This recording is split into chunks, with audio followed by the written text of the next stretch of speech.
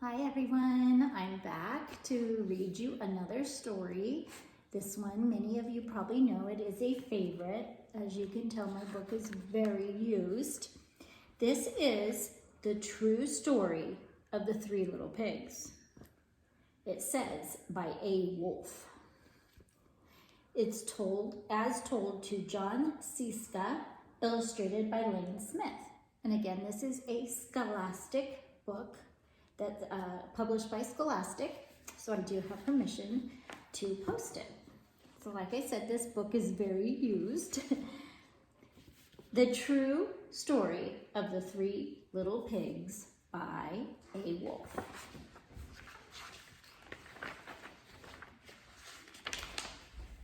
Everybody knows the story of the Three Little Pigs, or at least they think they do. But I'll let you in on a little secret. Nobody knows the real story because nobody has ever heard my side of the story. I'm the wolf, Alexander T. Wolfe. You can call me Al. I don't know how this whole big bad wolf thing got started, but it's all wrong. Maybe it's because of our diet. Hey, it's not my fault wolves eat cute little animals like bunnies and sheep and pigs. That's just the way we are. If cheeseburgers were cute, folks would probably think you were big and bad too.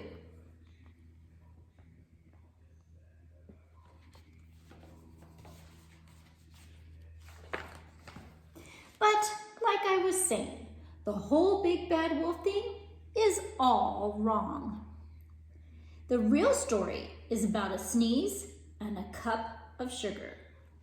This is the real story.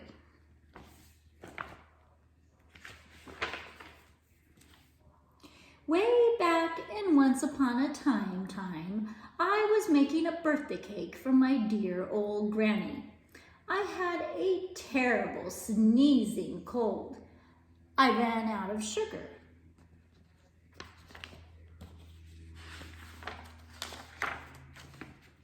So I walked down the street to ask my neighbor for a cup of sugar. Now this neighbor was a pig, and he wasn't too bright either. He had built his whole house out of straw. Can you believe it? I mean, who in his right mind would build a house of straw?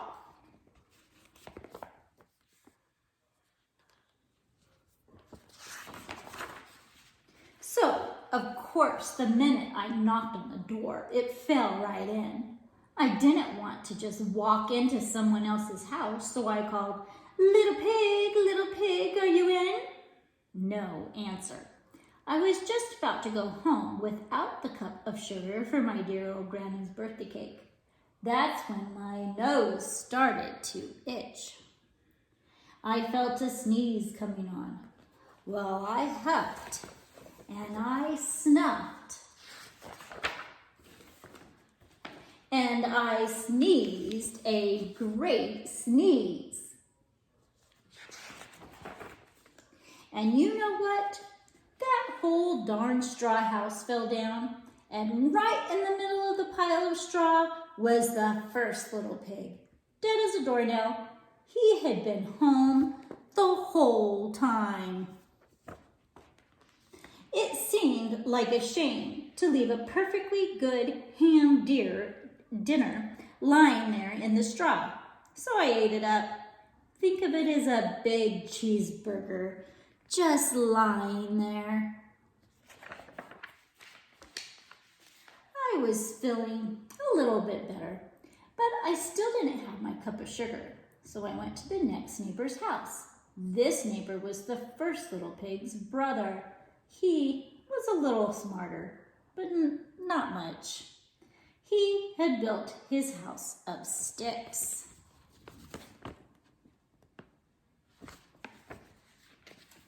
I rang the bell on the stick house. Nobody answered. I called, Mr. Pig, are you in?" He yelled back, "Go away, wolf. You can't come in. I'm shaving the hairs on my chinny chin chin. I had just grabbed the doorknob when I felt another sneeze coming on. I huffed and I snuffed and I tried to cover my mouth, but I sneezed a great sneeze. And you're not going to believe it, but this guy's house fell down just like his brother's. When the dust cleared, there was the second little pig, dead as a doornail. And you can see the sticks fell like a knife and a spoon and a fork. Now, you know food will spoil if you just leave it out in the open. So I did the only thing there was to do. I had dinner again. Think of it as a second helping. I was getting awfully full, but my cold was feeling a little better, and I still didn't have that cup of sugar for my dear old Granny's birthday cake. So I went to the next house. This guy was the first and second little pig's brother. He must have been the brains of the family. He had built his house out of bricks. I knocked on the brick house. No answer. I called, "Mr. Pig, Mr. Pig, are you in?" And do you know what that rude little porker answered? "Get out of here, wolf. Don't bother me again." Talk about impolite. He probably had a whole sack full of sugar, and he wouldn't give me even one little cup for my dear sweet Granny's birthday cake. What a pig! I was just about to go home and maybe make a nice birthday card instead of a cake when I felt my cold coming on. I huffed and I snuffed and I sneezed once again. Then the third little pig yelled, "And your old Granny can sit on a pin."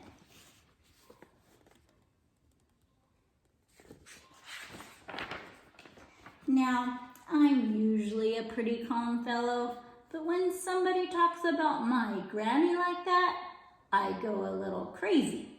When the cops drove up, of course I was trying to break down this pig's door, and the whole time I was huffing and puffing and sneezing and making a real scene.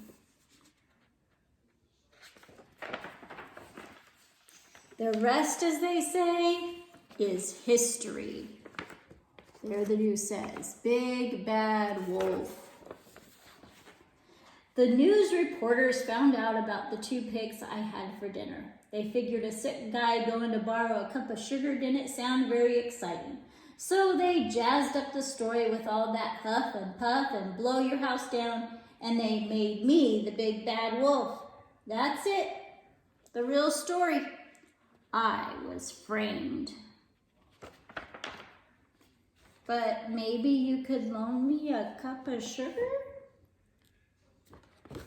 And that's the end of the true story of the three little pigs. Join me again next time.